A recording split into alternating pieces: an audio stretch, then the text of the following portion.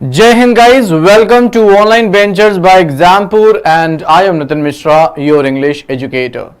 How are you all? Please do let me know in the chat box. आप सभी कैसे हैं ये मुझे चैट बॉक्स में बताना ना भूलें.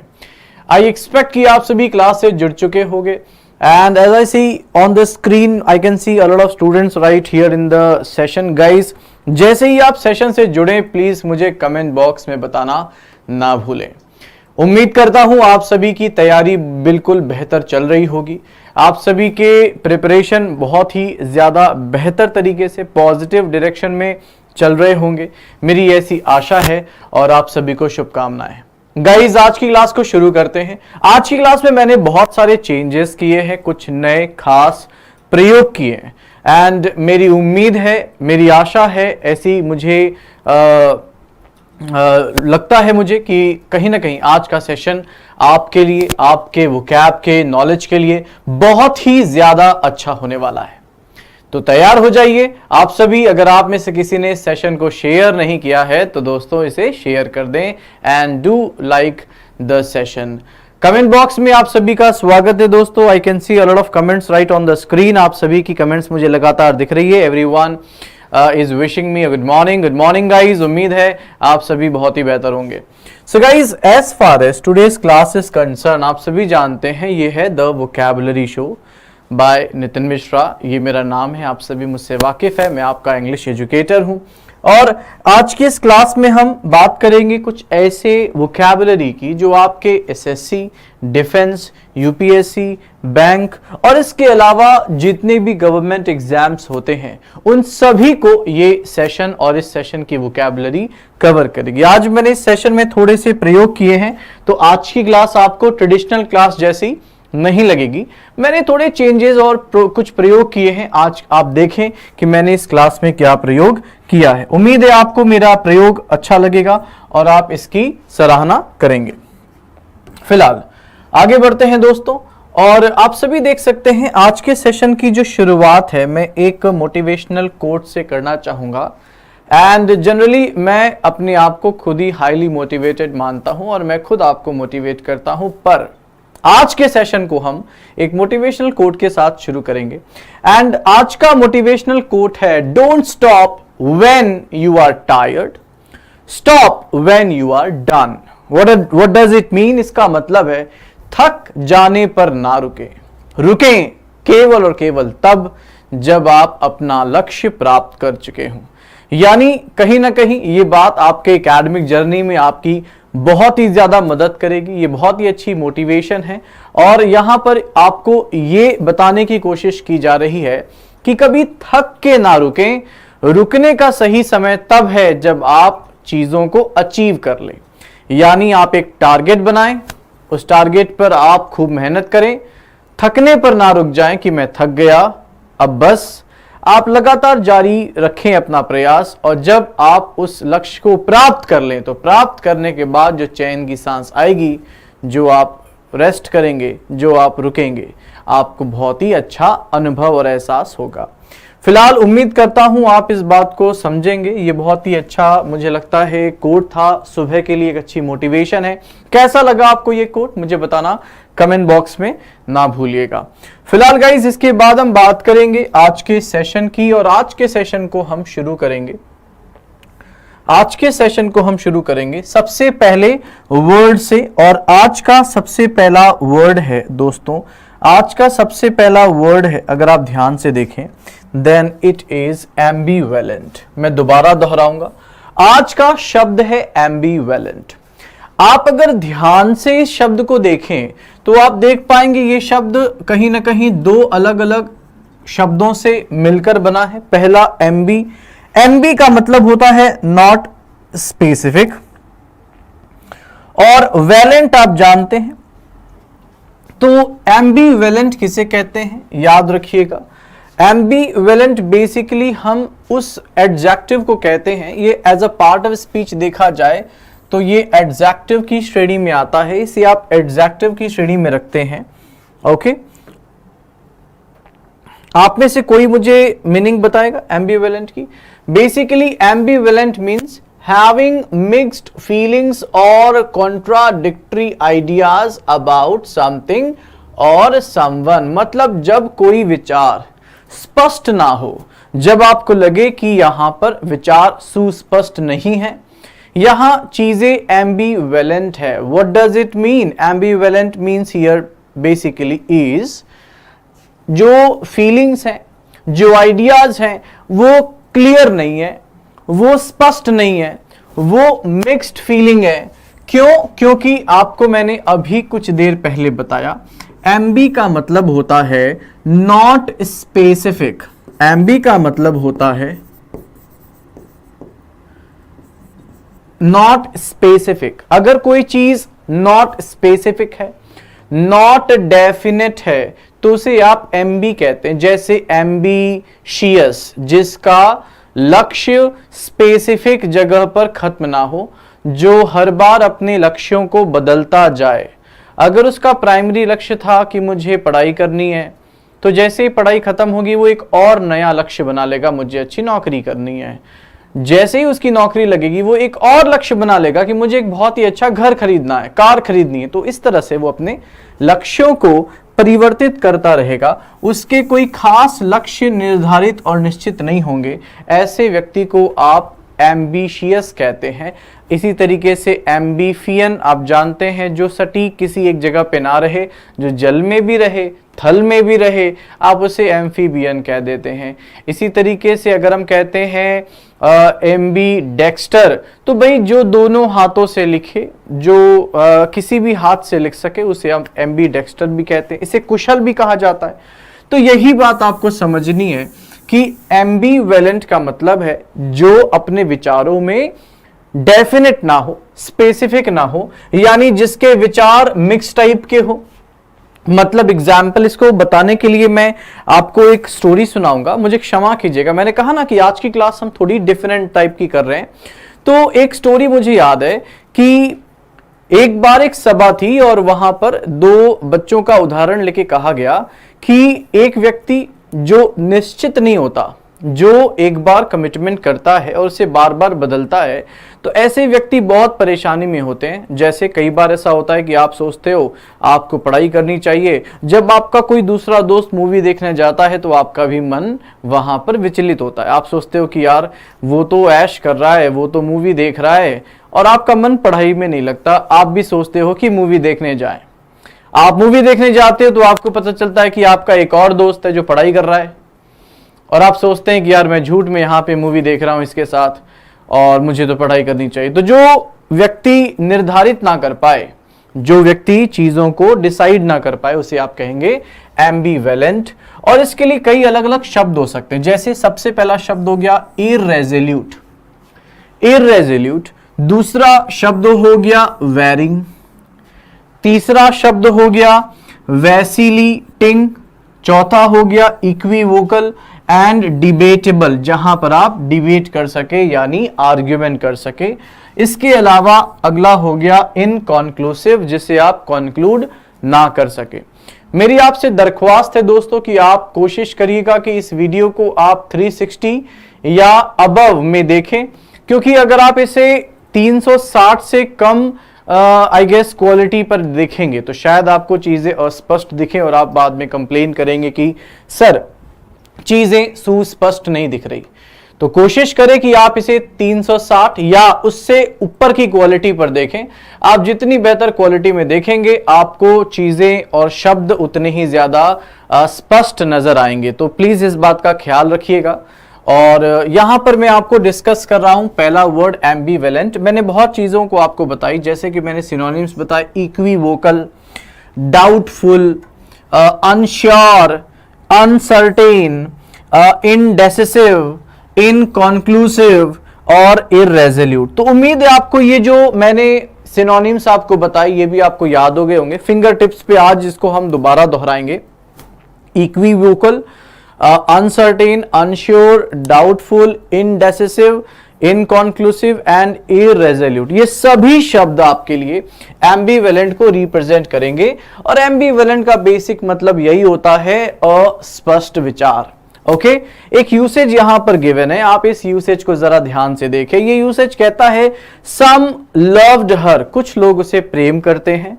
सम हेटेड हर, कुछ लोग उसे मतलब नापसंद करते हैं।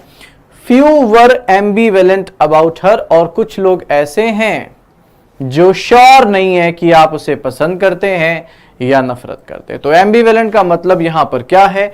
Uncertain, unsure, doubtful, inconclusive. तो आप कह सकते हैं कि यस सर, अब मुझे इस शब्द का सच्चा मीनिंग समझ आ गया। एंटोनिम की बात करेंगे तो obviously definite, conclusive and unwavering इसके एंटोनिम्स हो जाएंगे। आप सभी जानते हैं कि जो लाल बुलेट्स में मैं शब्द लेकर आता हूं, ये शब्द एंटोनिम्स होते हैं, और ग्रीन बुलेट्स वाले शब्द क्या होते हैं? सिनोनिम्स होते हैं।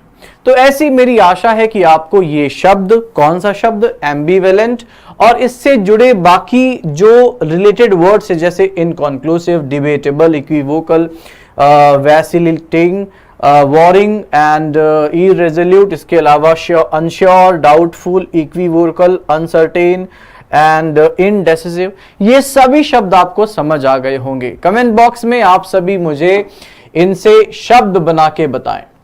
I am keeping my eyes on your comments guys, मैं लगातार कमेंट्स में देख रहा हूं। आप मुझे जल्दी से बताएं कि आखिर क्या सेंटेंस आप बनाएंगे इन सभी शब्दों से। केवल आप एम्बिवेलेंट से ना बनाएं, आप इन सभी सिनोनिम्स को इस्तेमाल करें और सेंटेंसेस फॉर्म करने की कोशिश करें। थैंक यू गाइस, उम्मीद है आपको ये समझ आया होगा। With this I would like to jump on to the next word, और अगले वर्ड पर हम जाएंगे। अगला है फॉरसेक। गाइस फॉरसेक भी एक बहुत अच्छा वर्ड है, ये बहुत ही अच्छा वर्ड है। एग्जाम के दृष्टिकोण से ये बहुत इंपॉर्टेंट है, और बार बार मैं आपको ये चेतावनी दूंगा कि आप प्लीज अपना जो वीडियो क्वालिटी है उसे बढ़ाएं, वरना आप चीजों को मिस कर देंगे और आपको लगेगा चीजें अस्पष्ट हैं। अस्पष्ट नहीं है, वीडियो क्वालिटी का जो एक कंसर्न है आप उसे बहुत ही लापरवाही से देखते हैं। तो कृपया कोशिश करें 360 या उससे ऊपर, जितना ज्यादा ऊपर आप जाएंगे क्वालिटी में, उतना ही ज्यादा सुंदर, साफ, स्पष्ट आपको अक्षर दिखाई देंगे। तो गाइज अगला जो शब्द है वो है forsake. What do you mean by forsake? जो ये शब्द है फोरसेक, बेसिकली दोस्तों ये फोरसेक शब्द एक बहुत ही इंपॉर्टेंट है, और आपके एग्जाम के दृष्टिकोण से ये बहुत ही ज्यादा जरूरी है। और कहीं ना कहीं अगर आप इसकी मीनिंग देखेंगे तो as a part of speech तो ये वर्ब है, और इसकी मीनिंग निकलती है अबैंडन्ड और लीव। उम्मीद करूंगा कि आप इस शब्द को बहुत ही ज्यादा तवज्जो देंगे। गाइस आप सभी के सेंटेंसेस बिल्कुल सही हैं, आपने बहुत बेहतर सेंटेंसेस बनाए हैं। एंड अगर आप सभी आज की क्लास में लगातार आंसर करते रहेंगे तो मैं ये देखूंगा सबसे ज्यादा सही आंसर किसके हैं। और अगर आज की क्लास में सबसे ज्यादा आंसर्स आप लोगों ने दिए, बेहतर आंसर दिए, कमेंट बॉक्स पे लगातार बने रहे, अच्छे प्यारे मीठे कमेंट्स लिखे, तो आज फिर क्लास में मैं आपको एक अच्छी शायरी सुनाऊंगा। Okay, and I guess this will be a motivation for you. तो गाइज आप सभी जानते हैं हमारे पास जो शब्द है फोरसेक, फोरसेक के लिए अगर आप एक वर्ड ग्रुप देखें, मतलब शब्दों का समूह देखें, तो आप महसूस कर पाएंगे कि इसका सबसे पहला शब्दों का समूह होगा डेजर्ट कर देना, मतलब छोड़ देना, मतलब त्याग देना। इसी प्रकार से अबेंडन कर देना, इसी प्रकार से गिव अप कर देना। तो ये तीन बेसिक एक आप कह सकते हैं मूलभूत विचार हैं जहां पर हम इन शब्दों का इस्तेमाल कर सकते हैं। दोबारा दोहराऊंगा, फोरसेक का इस्तेमाल आप 3 दिशा में कर सकते हैं। पहला डेजर्ट करना, गिव अप कर देना, अबैंडन कर देना। अब इसके साथ कई सारे शब्द बन सकते हैं, आप यहां पर देख सकते हैं थ्रो ओवर या जिलेट या फिर कास्ट ऑफ या रेप्यूडेट या जेटिशन या डिसओन करना, मतलब अपनी ओनरशिप ट्रांसफर कर देना।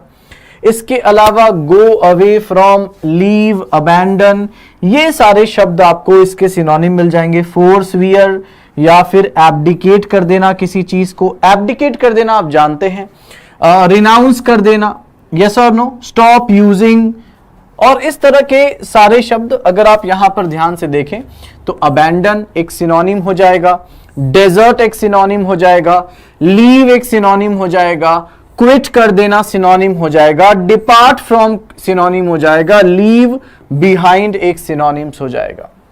मैं आज की क्लास में ये लगातार कोशिश कर रहा हूं कि परीक्षा के दृष्टिकोण से जो भी महत्वपूर्ण शब्द हैं मैं उन सभी को आप तक पहुंचाऊं, सही तरीके से पहुंचाऊं और कोशिश करूं कि आप आज की क्लास में एक शब्द और उससे जुड़े सभी अधिक से अधिक शब्द आज इस क्लास से आप लेके जाए। क्लास कैसी लग रही है कमेंट बॉक्स में बताना ना भूलें दोस्तों। Thank you so much for your comments. आप सभी यहां लगातार कमेंट्स कर रहे हैं, मुझे देखकर बहुत अच्छा लग रहा है। गाइज एक बार यहां पे इन शब्दों के इस्तेमाल को ध्यान देते हैं, एक इस्तेमाल आप यहां पर देखें और उसके बाद कोशिश कीजिए इन सभी सिनोनिम्स का आप भी प्रयोग करें और प्रयोग करने के बाद मुझे आप सेंटेंसेस कमेंट बॉक्स के थ्रू देने की कोशिश करें। तो यार यहां पे क्या है वर्ड यूसेज, कह रहा है she forsook her child giving him up for adoption, यानी कहीं ना कहीं वो कह रहे हैं कि she forsook her child giving him up for adoption, यानी कि कहीं ना कहीं वो कहना चाह रहे हैं कि उसने क्विट किया अपने बच्चे के लिए जो भी उसके विचार थे, giving him up for adoption, और वो अपने बच्चों को किसी दूसरे को दे रही है जो उसे अब अडॉप्ट कर लें। आपने सुना होगा कई बार ऐसा होता है कि या तो माता पिता के मन में ऐसा विचार होता है कि वो शायद इस बच्चे का पालन नहीं कर पाएंगे या किसी अन्य समस्याओं के कारण वो अपने बच्चों को किसी दूसरे को दे देते हैं। तो यही शब्द यहां पे इस्तेमाल हुआ है कि उसने अपने बच्चे को किसी और को दे दिया, यानी खुद के बच्चे को क्या कर दिया, गिव अप कर दिया, अबैंडन कर दिया, डेजर्ट कर दिया और किसी और को एडॉप्ट करने के लिए दे दिया। उम्मीद है आपको यहां पे समझ आया होगा सेंटेंस की मीनिंग। आप मुझे कुछ सेंटेंसेस बनाएं और कमेंट बॉक्स में लिखकर भेजें। My eyes are on your comments, मैं आपकी लगातार कमेंट्स देख रहा हूं, तो प्लीज मुझे कमेंट्स भेजना ना भूलें। Thank you so much guys, आप सभी क्लास में बहुत बेहतर प्रदर्शन कर रहे हैं, मुझे बहुत अच्छा लग रहा है आपकी सारी एफर्ट्स देख करके, और मैं आशा करता हूं कि आप क्लास को बहुत अच्छे से एंजॉय भी कर रहे होंगे। दोस्तों आगे बढ़ते हैं इस सेशन में, एंड साथ ही आप देख सकते हैं हमारे पास एक और शब्द यहां पर आप देख सकते हैं, that is novice. Novice again is a verb, एक वर्ब के रूप में आप इसका इस्तेमाल करते हैं। और अगर आप इसके यूसेज की बात करेंगे, मीनिंग की बात करेंगे, तो नोविस का मतलब होता है अ पर्सन न्यू टू और and inexperienced in a job और सिचुएशन, यानी नोविस का जो इस्तेमाल है वो आप इस्तेमाल करते हैं एक ऐसी सिचुएशन या ऐसे व्यक्ति को बताने के लिए जो बेसिकली बहुत ही ज्यादा नया है या अनुभवहीन है, आई मीन इनएक्सपीरियंस्ड है। और इसके अगर हम बात करते हैं पार्ट्स ऑफ स्पीच की, तो ये वर्ब भी हो सकता है, ये नाउन भी हो सकता है, याद रखना, और साथ ही ये एडजेक्टिव भी हो सकता है। तो आप इसका इस्तेमाल नाउन के जैसे, एडजेक्टिव के जैसे कर सकते हैं। गाइज अगर हम यहां पे इसके वर्ड ग्रुप को देखें तो आप ध्यान से देख पाएंगे कि बेसिकली नोविस जो शब्द है आप इसका इस्तेमाल कर सकते हैं बिगिनर के लिए, जो बहुत ही ज्यादा किसी कार्य के लिए नया हो, जिसने बिगिन किया हो कोई जर्नी, एंड इस तरीके से लर्नर एक सिनोनिम हो जाएगा, नियोफाइट एक सिनोनिम हो जाएगा, NEO नियो मतलब होता है न्यू, ये बात तो आप बहुत बेहतर जानते होंगे। टायरो एक शब्द हो जाएगा जो आप इसके लिए इस्तेमाल कर सकते हैं। प्रोबेशनरीज आप जानते हैं जब भी आप कोई जॉब ज्वाइन करते हैं तो आपके कुछ स्टार्टिंग के मंथ प्रोबेशनरी पीरियड होते हैं, मतलब आप in the month of probation होते हैं जहां पर आप चीजें सीख रहे होते हैं।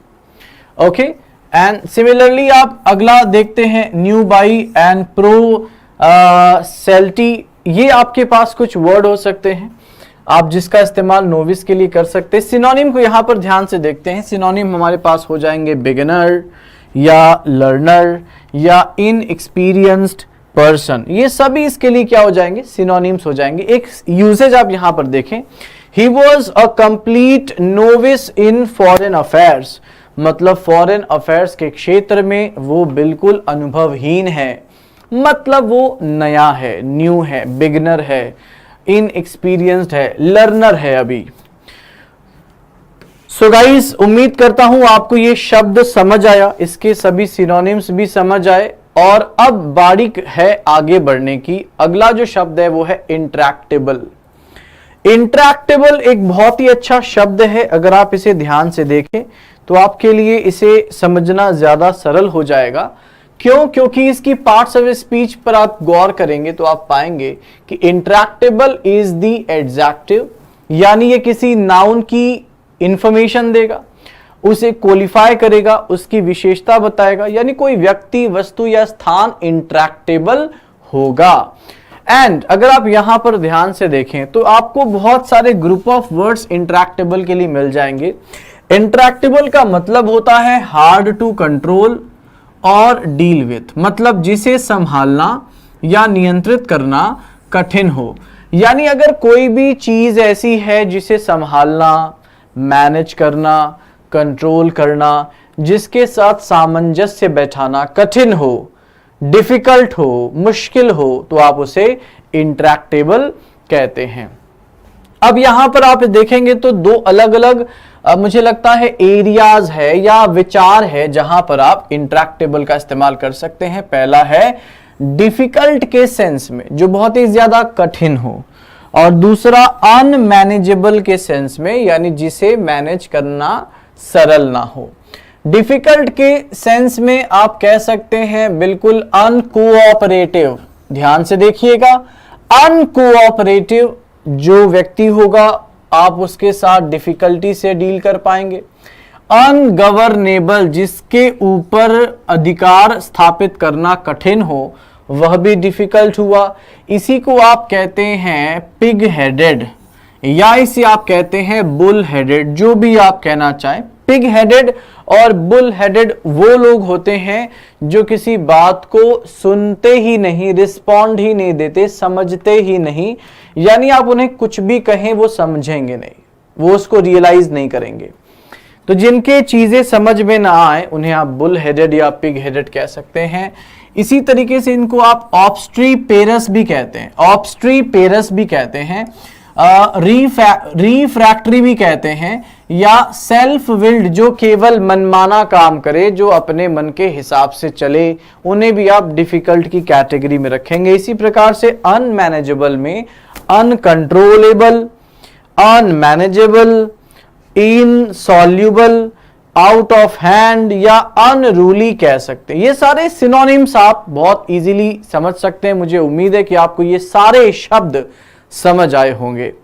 फिलहाल कमेंट बॉक्स में गाइज मैं आपके कमेंट्स का इंतजार कर रहा हूं, and I want to see everyone of you कि आप सभी आखिर क्या इस सभी शब्दों को समझ पाए या नहीं।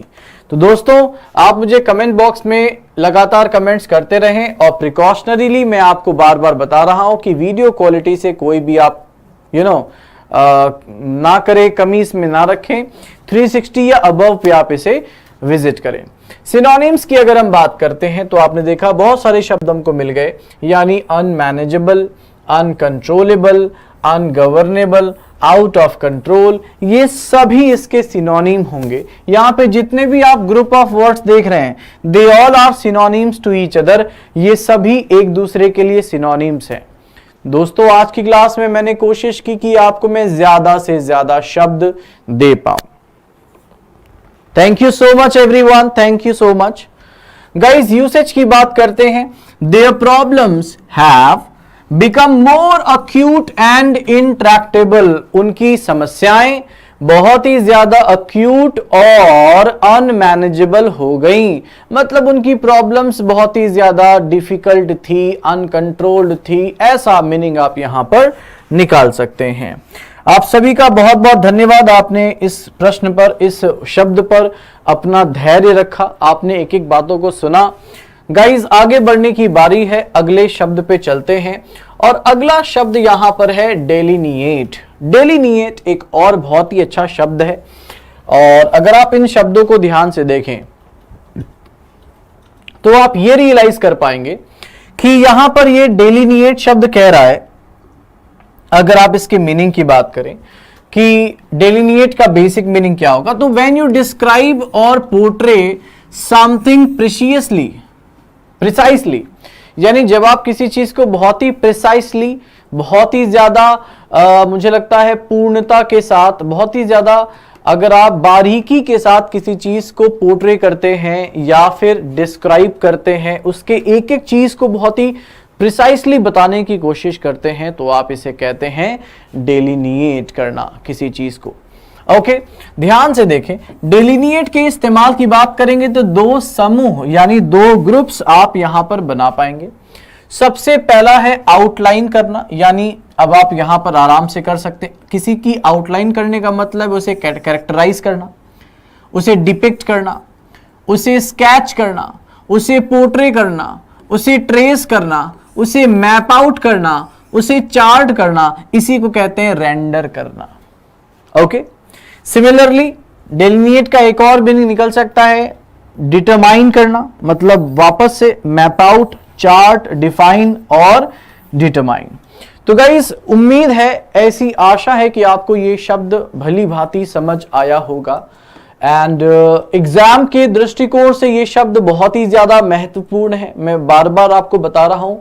और अगर आप इसके सिनोनिम्स की बात करेंगे तो आपने ये सारे शब्दों को सिनोनिम समझना है। सभी शब्द एक दूसरे के लिए सिनोनिम है, जैसे describe, set fourth, set out या प्रेजेंट या आउटलाइन या डिपिक्ट या पोर्ट्रे। मैंने और शब्द यहां पे ऐड किए, आप इन सभी शब्दों को सिनोनिम समझें। एक यूसेज यहां पर देख लें और जैसे ही आप इस यूसेज को अटेंड करें, आप इन सभी सिनोनिम्स को इस्तेमाल करें और सेंटेंसेस बनाकर मुझे कमेंट बॉक्स में बताएं।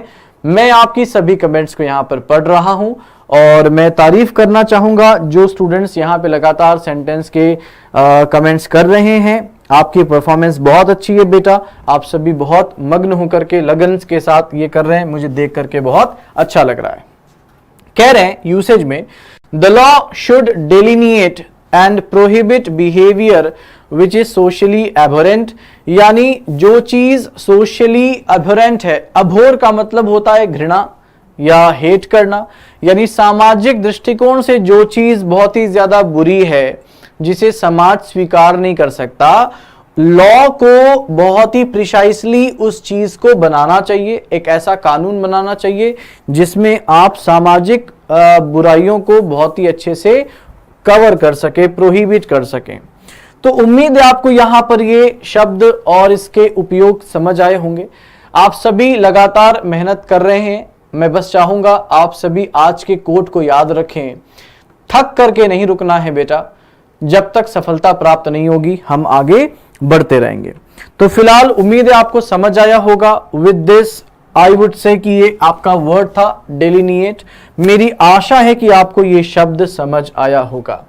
ओके, चलो अगला जो शब्द है, अगर आप यहां पर ध्यान से देखें, नेक्स्ट जो शब्द है वो है एसेटिक। एक बहुत ही अच्छा शब्द है एसेटिक। और एसेटिक को अगर आप ध्यान से देखें तो ये पार्ट ऑफ स्पीच के दिशा में एक एडजेक्टिव के जैसा इस्तेमाल किया जाता है। मैं दोबारा कहूंगा, पार्ट्स ऑफ स्पीच के दृष्टिकोण से ये एक एडजेक्टिव के जैसा इस्तेमाल किया जाता है। और इस तरीके से अगर आप ध्यान से देखें तो इसकी मीनिंग क्या निकलेगी? इसकी मीनिंग निकलेगी characterised by severe self discipline. Okay, यानी ऐसा व्यक्ति जो खुद को बहुत ही ज्यादा डिसिप्लिन में रखे और संयम में रखे, and abstination from all forms of indulgence typically for religious reasons। आप यहां पर एसेटिक को साधु संत के जैसा मान सकते हैं, यानी ऐसा व्यक्ति जो सांसारिक सभी सुखों का अब्स्टिनेंस कर दे और खुद को दूर बना ले, खासकर धार्मिक दृष्टिकोण से मोक्ष की प्राप्ति के लिए, ईश्वर की प्राप्ति के लिए, अगर वो सांसारिक सुख का त्याग कर दे और अपने जीवन को बहुत ही ज्यादा कड़े सेल्फ डिसिप्लिन में जिए। जैसे सुबह मुझे लगता है भोर में उठ जाना, उषा काल में उठ जाना, सुबह उठकर मैंने एक बार देखा कि जो साधु संत होते हैं हिमालय पर्वत पे जो रहते हैं, वो सुबह उठ के बर्फ के पानी से नहाते हैं।